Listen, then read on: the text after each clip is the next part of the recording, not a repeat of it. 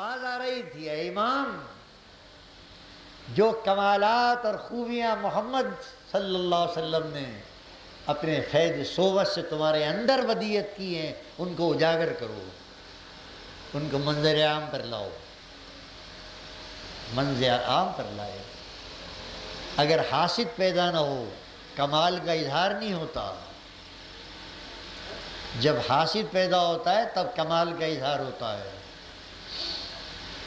جب دشمن آتا ہے، جب دشمن سامنے آتا ہے تب جوہر کھلتا ہے۔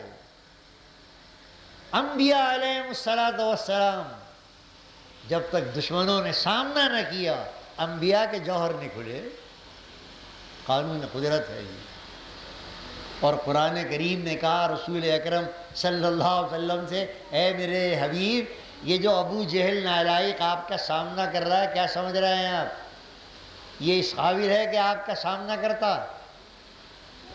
ابو جہل، اور سامنا کرے محبوب رب العالمین کا۔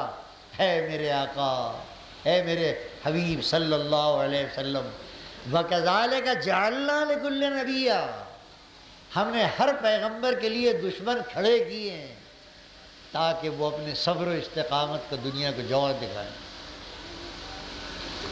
جب بازار کی گالی پڑتی ہے اور آدمی صبر کرتا ہے، جب ہی جوہر کھلتا ہے۔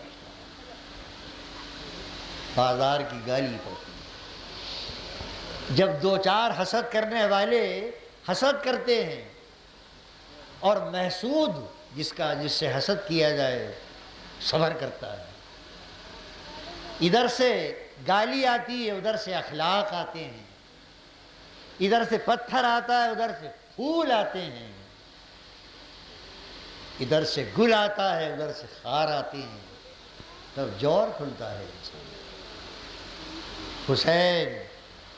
حسین اگر کربلا میں نہ آتے تو آج حسین کو یاد کرنے والا کون تھا؟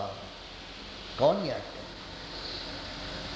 یہ سارا عالم جو محرم کے آغاز سے حسین کرتا ہے، وہ حسین کیا ہے؟ حسین حسین نام ہے شرافت کا، حسین نام ہے سیادت کا، حسین نام ہے استقامت کا، حسین نام ہے عبادت کا، حسین نام ہے گالی کے جواب میں دعائیں دینے کا۔ اس لیے حسین کو دنیا یاد کر رہی ہے۔ کون کس کو یاد کرتا ہے؟ یاد کرتے ہیں کمال کو، یاد کرتے ہیں خوبی کو۔ اب حسین کی خوبیوں کا اندازہ لگائیے۔ یہ قافلہ چلا ہے مدینے سے، قافلہ مدینے سے چلا ہے۔ کچھ لوگوں نے مکے میں روکا، کچھ اور راستے میں روکا، لیکن حسین زبان حال سے ایک شعر سنا رہے تھے لوگوں کو۔ مجھے کیوں کو روک رہے ہو؟ کیا میں تنہا جا رہا ہوں؟ دیکھنے والی آنکھیں یہ دیکھ رہی تھی کہ حسین اور 72 جانیں، جس میں دودھ پیتے بچے بھی ہیں، جس میں وہ سیدانیاں بھی ہیں، جن کا دامن کبھی کسی نے گھر سے باہر نہیں دیکھا تھا۔ ان میں وہ نوجوانان قریش علی اکبر بھی ہیں جن کو شبیہ رسول کہا گیا تھا۔ ان میں حضرت زینب کے لخت جگر بھی ہیں، حسن کی اولاد بھی ہے۔ وہ سارا قافلہ نور، وہ سارا قافلہ جس کی چمن بندی کی تھی محمد الرسول اللہ صلی اللہ علیہ وسلم نے، چمن بندی کی تھی۔ میرے آقا نے چمن بندی کی تھی اپنی آل کی۔ وہ سارا چمن اٹھ کر کوفے کی طرف جا رہا ہے۔ لوگ کہہ رہے ہیں کہاں جا رہا ہو؟ میاں بچوں پہ رحم کرو، میاں عورتوں پہ رحم کرو۔ اور وہ زبان حال سے کیا کہہ رہے ہیں؟ وہ زبان حال سے یہ کہہ رہے ہیں، میں کیوں کہوں کہ غم زندگی گراں گزرا۔ اے روکنے والوں، مجھے تنہا سمجھ رہے ہو؟ میں کیوں کہوں کہ غم زندگی گراں گزرا، وہ ساتھ ساتھ رہے میں جہاں جہاں گزرا۔ وہ اکیلے کب تھے؟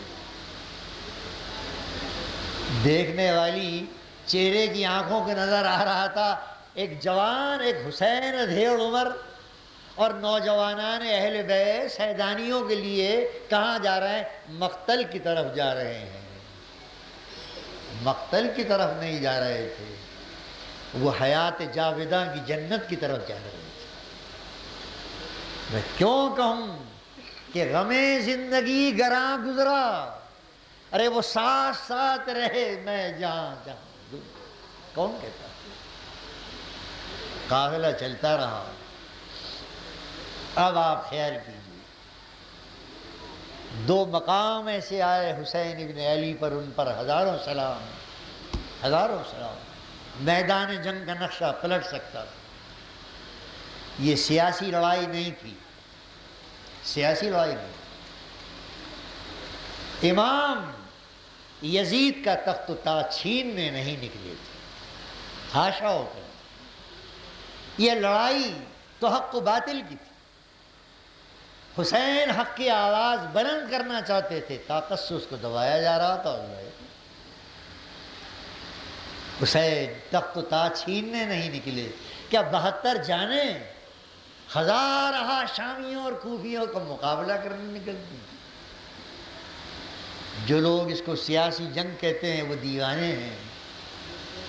یہ حق و باطل کی لڑائی تھی۔ ایک طرف صداقت تھی، ایک طرف جھوٹ کا طوفان تھا، ایک طرف عبادت تھی، دوسری طرف دولت کا لالچ تھا، درہم و دینار کی تھیلیاں تھیں۔ ایک طرف سیدانیاں تھیں جو رات کو اٹھ کر دعائیں مانگتی تھیں، اور دوسری طرف فحش گوئی تھی، بدکاری تھی۔ مقابلہ تو حق و باطل کا تھا، سیاسی لڑائی نہیں تھی۔ دو موقعوں کی نشاندہی کرتا ہوں میں آپ سے۔ امام 72 جانوں کا قافلہ لیے ایک جگہ پڑاؤ ڈالے بیٹھے تھے کہ ہر آیا 50-60 فوجیوں کو لے کر، اور امام کے قافلے کا گھیراؤ کر لیا۔ کہا ہر کیوں آیا ہے؟ کہ امام آپ جانتے میں ملازم ہوں ابن زیاد کا، ابن زیاد آ گیا ہے کوفے میں، بصرے کی گورنری چھوڑ کر، جو سب سے بڑا ظالم گورنر تھا یزیدی حکومت کا، سب سے بڑا ظالم۔ کہا ابن زیاد نے کہا ہے میں آپ کا گھیرا ڈال دوں اور میں آپ کو جانے نہ دوں۔ فرمایا کوئی بات نہیں۔ قافلہ چلتا رہا، ہر گھیرے رہا۔ ایک مقام پر نوجوانان اہل بیت کو طیش آ گیا۔ فرمایا امام، اے امام، ہمیں تو حالات کے تیور اچھے نظر نہیں آتے۔ کہ کیا خیال ہے؟ کہ ان 50-60 آدمیوں سے لڑ کے یہاں فیصلہ کرنا اچھا ہے، کربلا اور کوفے جانا اچھا ہے؟ کیا خیال ہے؟ فرمایا ہمیں اجازت دیجئے کہ ہم ان کا مقابلہ کریں، قتل کر دیں گے سب کو۔ فرمایا نہیں ہوگا۔ امام اگر سیاسی لیڈر ہوتے، امام اگر ڈپلومیٹ ہوتے، اس سے بہتر کو موقع نہیں تھا۔ امام کو بصیرت ان کی دیکھ رہی تھی کہ آگے ہونے والا کیا ہے، لیکن فرمایا میرے بچوں، تمہارا باپ، تمہارا ماموں، تمہارا چچا زبان دے چکا ہے ہر کو، اے ہر تو رات کو آرام سے سویا کر۔ حسین اپنی اولاد اور بچوں کو لے کر رات کی تاریکی میں فرار نہیں ہوگا، رات کو آرام سے سویا کر۔ میرے بچوں، اگر حسین نے ان 72 جانوں کو بچانے کے لیے زبان دے کر پھر گیا، قیامت آ جائے گی، بچ جائے گی حسین کی جان۔ بچ جائیں گی 72 جانیں، قیامت تک دنیا یہ کہے گی جس حسین نے محمد کا لعاب چاٹا تھا وہ قول و قرار پر قائم نہ رہ سکا۔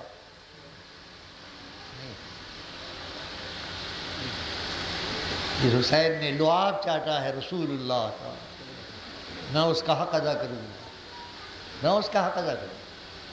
میری اولاد جائے، میری بچیاں جائیں، میرے خیمے، مجھے نظر آ رہا ہے جو آگے ہے، لیکن میرے بچوں، حسین عہد کر چکا ہے۔ قرآن کہتا ہے ان العہد کان مسئولا، اے مسلمان عہد کی پابندی کیجو، قیامت میں سوال کیا جائے گا۔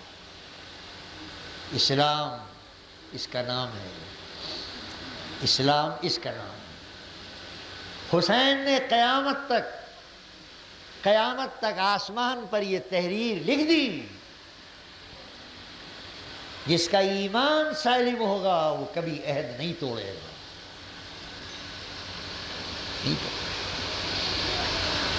جو عہد کا پکا ہے وہی ایمان کا پکا ہے، اور جو عہد رات دن توڑتا ہے، ادھر جھوٹا ادھر سچا، یہ وعدہ خلافی، یہ جھوٹ، یہ سچ، اس کو ٹٹولنا چاہیے اس کے اندر ایمان ہے یا نہیں، اپنے ایمان کا جائزہ لینا چاہیے۔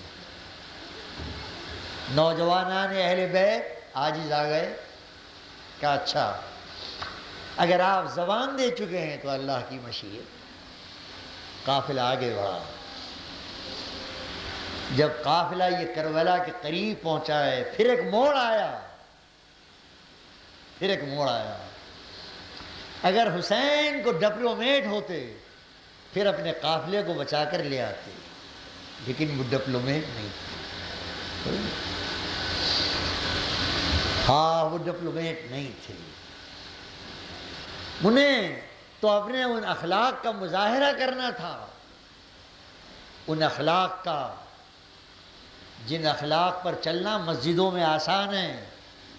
امام صاحب بڑے سچے ہیں، گھر کے اندر بیٹھے ہیں، پیر صاحب بہت اچھے آدمی ہیں، بہت سچے ہیں، خانقاہ کے اندر بیٹھے ہیں، وہ امام بہت سچے ہیں، وہ امام بہت ایماندار ہیں، مسجد کی 4 دیواری سے باہر آئیں، وہ پیر جی باہر آئیں اور آ کر زندگی کی کشمکش میں شامل ہوں اور پھر ثابت کریں کہ وہ سچے ہیں۔ ایک طرف خواہشات کا طوفان ہو، دولت کے انبار ہوں۔ حضرت زینب رضی اللہ تعالیٰ عنہ نے واقعہ کربلا کا خلاصہ بیان کیا، کتنا خوبصورت۔ لوگ آ کر پوچھتے تھے، اے بیوی یہ کربلا میں ہوا کیا، کچھ تو بیان دو، اے بیوی یہ کربلا میں ہوا کیا۔ اور وہ لمبی چوڑی کہانی کربلا کی کیا 2 لفظوں میں بیان کرتی تھی کربلا کی کہانی۔ زینب، فرمایا میں کیا ہوا کربلا؟ اگر میرے بھائی کے پاس پاور جو دینے کے لیے ہوتے تو میرا قافلہ وہاں برباد نہ ہوتا۔